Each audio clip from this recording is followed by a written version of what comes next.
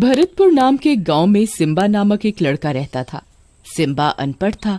वो गांव में खेतीबाड़ी किया करता था। एक दिन गांव में सिम्बा की शादी होती है। सिम्बा की बीवी 10वीं क्लास पढ़ी हुई थी। सिम्बा की बीवी कोमल भूत प्रेत को नहीं मानती थी। वह पढ़ी लिखी होने के कारण इन सब में विश्वास नहीं करती थी। सिम्बा के माता पिता ने सिम्बा की बीवी को घर आने के बाद घर में कुछ भी मिठाई बनाने के लिए मना किया।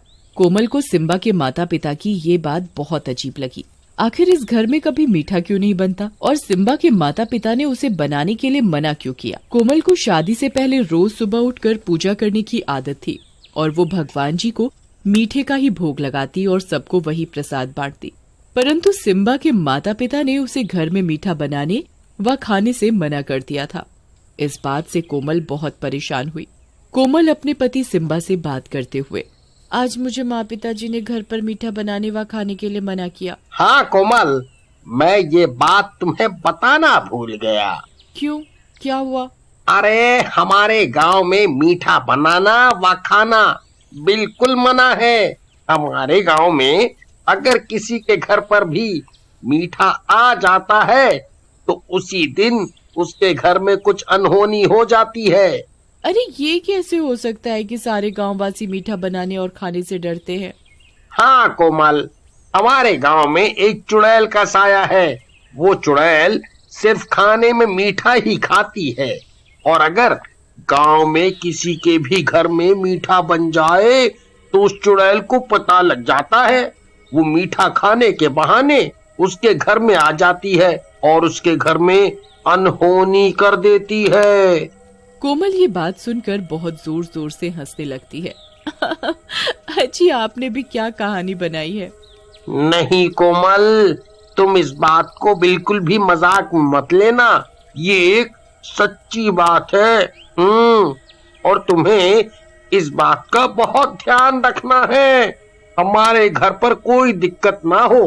हाँ अजी, ऐसा कुछ नहीं होता। ना ही मैं इन सब बातों पर विश्वास करती हूँ। मेरी तो बचपन से आदत रही है। मैं सुबह उठकर भगवान जी की पूजा करती हूँ और उन्हें भोग में कुछ मीठा ही बनाकर खिलाती हूँ। कोमल, तुम्हें पूजा करने के लिए कोई मनाही नहीं है। तुम प्रसाद में कुछ भी बनाकर भगवान जी को भोग लगा देना, परंतु घर पर मीठा नहीं बनना चाहिए, ना ही आना चाहिए। हाँ ठीक है। कोमल सिम्बा को ठीक है तो बोल देती है, परंतु वो अगले ही दिन उठकर चुपके से थोड़ा सा हलवा बना लेती है।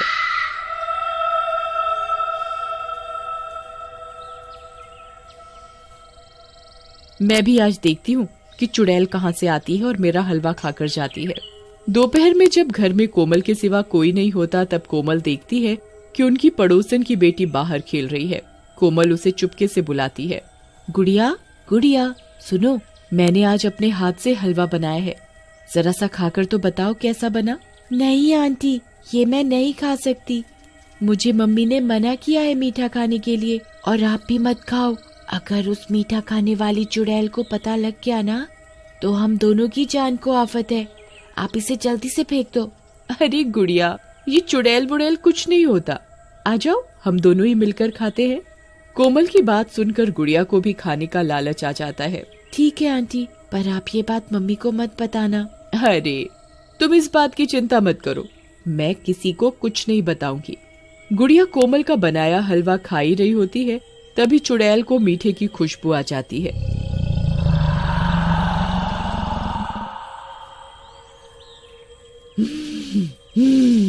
आज लगता है गांव में किसी ने कुछ मीठा बनाया है। आज तो मेरी दावत है। चुड़ैल सूंघते सूंघते कोमल के घर तक पहुंच जाती है। आज तो इस गुड़िया के ही शरीर में घुसना पड़ेगा। ये इतने समय में इस गांव में रह रही है, इसे अभी भी मेरा डर नहीं हुआ। इसका तो मैं वो हाल करूंगी कि ये याद रखेगी अच्छे से। गुड़िया के अंदर चुड़ैल घुस जाती है और वो सारा हलवा घप घप करके खा जाती है।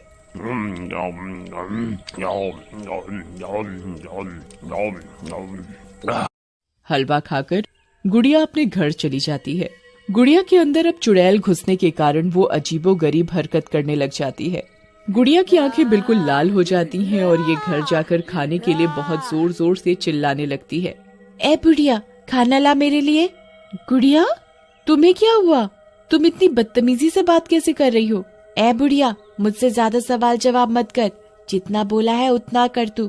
पूनम समझ जाती है कि गुड़िया के अंदर चुड़ैल का साया है और उसने कहीं से मीठा खा लिया है।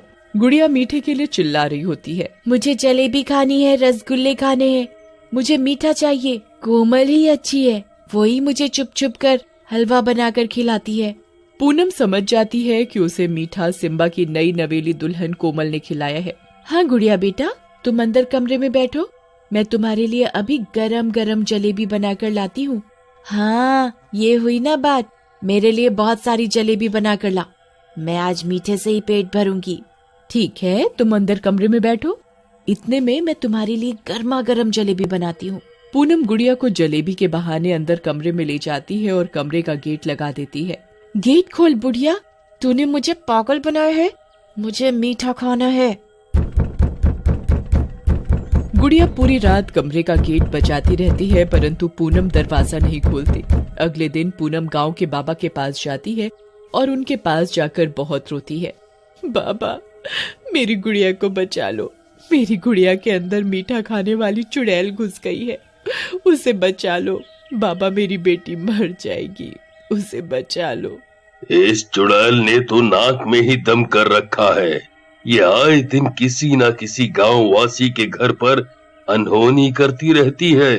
इस चुड़ैल का आज कुछ न कुछ तो करना ही पड़ेगा। बस बाबा जी, आप मेरी बेटी को बचा लो। बेटा, तुम्हें पता है कि वो चुड़ैल उसके अंदर कैसे आई?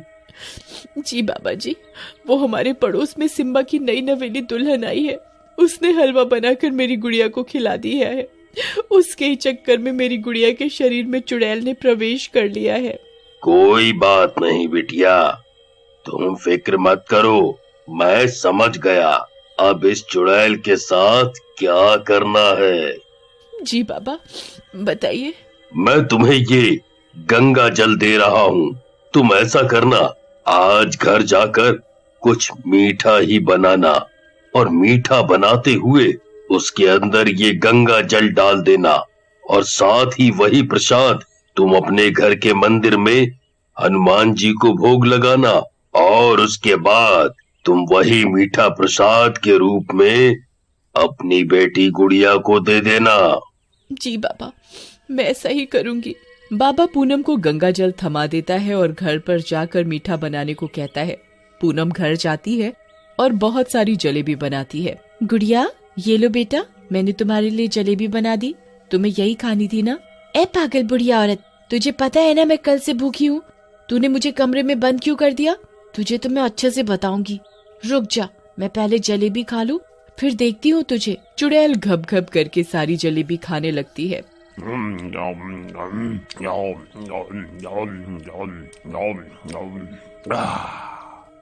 चुड़ैल को जलेबी खाते समय तो पता नहीं लगता कि वो हनुमान जी को भोग लगाया हुआ प्रसाद है। चुड़ैल बिना किसी झिझक के सारी जलेबी खाने में लगी होती है। जैसे ही चुड़ैल जलेबी का आखिरी टुकड़ा खा रही होती है, तभी उसका शरीर जलने लग जाता है। चुड़ैल बहुत जोरों से चिल्लाने लग जाती है। हे पागल औरत, तूने इसमें क्या मिलाया है? ये मेरे शरीर को क्या हुआ है? ये जल कैसे रहा है? तुझे बहुत शौक था ना मीठा खाने का, अब खा तू जी भर के। अरे ये मेरा शरीर कैसे जल रहा है? मुझे क्या हुआ?